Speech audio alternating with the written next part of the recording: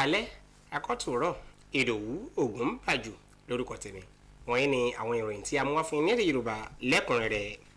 Ọ̀rọ̀ lórí pàtàkì ìdàgbàsókè ètò ẹ̀kọ́ ní ìpínlẹ̀ Ògùn ti tún gbéra sọ nígbàtí gómìnà ìpínlẹ̀ Ògùn Ọmọọba Dàpọ̀ Abíọ́dún sọ̀rọ̀ níbi ayẹyẹ ìkẹ́kọ̀ọ́gboyè tó wáyé ní ilé ẹ̀kọ́ gíga Táyé Ṣọ́lárin University of Education TASUED.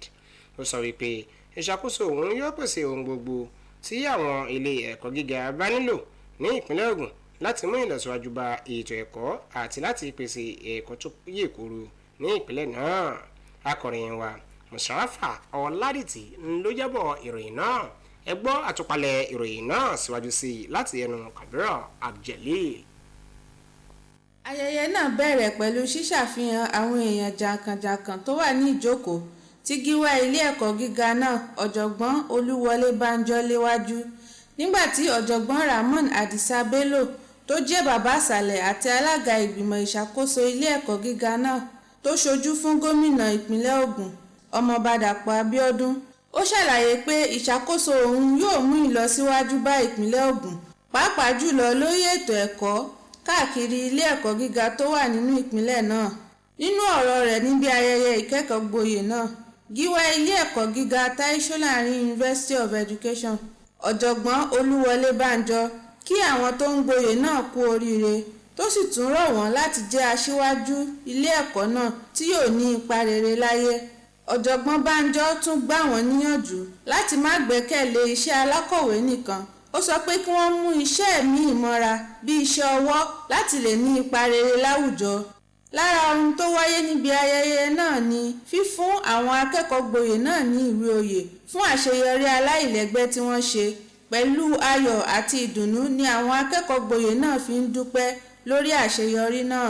Fún gbogbo èèyàn àti pé one school àti fẹ́ wọ school ni pé everybody kóníkálukú mọbi tó ń lọ.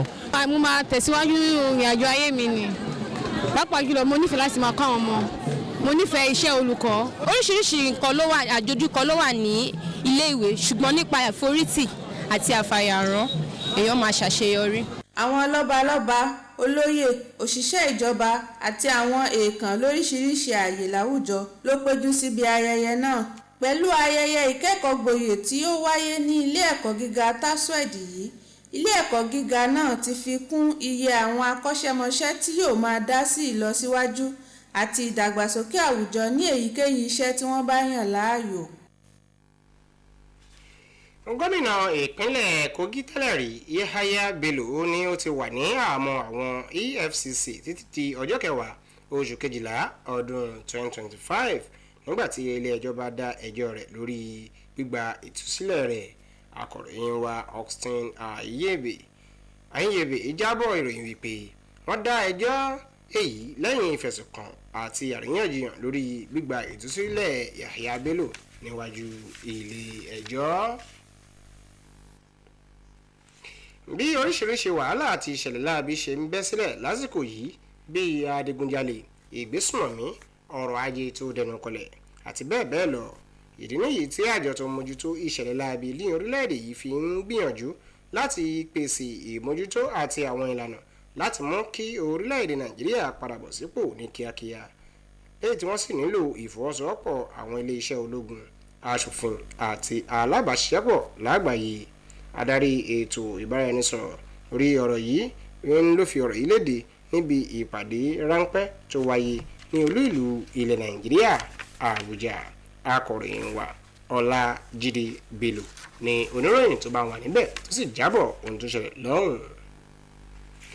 Gómìnà ìpínlẹ̀ Ògùn Ọmọọba Dàpọ̀ Abíọ́dún ti mú pípèsè ojú ọ̀nà tó ṣe é rìn sí ní pàtàkì ní ìgbèríko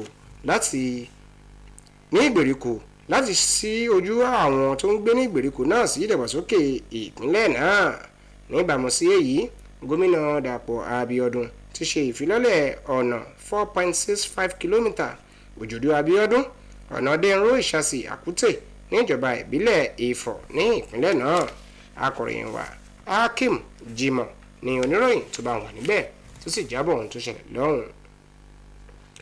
Ààrẹ orílẹ̀-èdè yìí Bọ́lá Ahmed Tinubu ti sọ wípé ìjọba rẹ̀ kò ní yẹ̀ láti ra ètò ọrọ̀ ajé orílẹ̀-èdè yìí padà bọ̀ sípò lábẹ́ ètò ìràpadà ìṣèjọba òun tó ń lọ lọ́wọ́lọ́wọ́ àti pé òun yóò mú ọ̀rọ̀ àwọn òṣìṣẹ́ orílẹ̀-èdè ní pàtàkì láti rí ìlọsíwájú rere.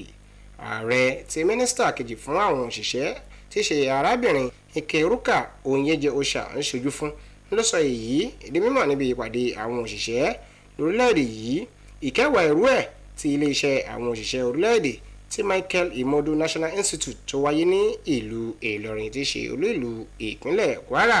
Akọ̀ròyìn wa Ahmad Fúlàní ló jábọ̀ ìròyìn náà.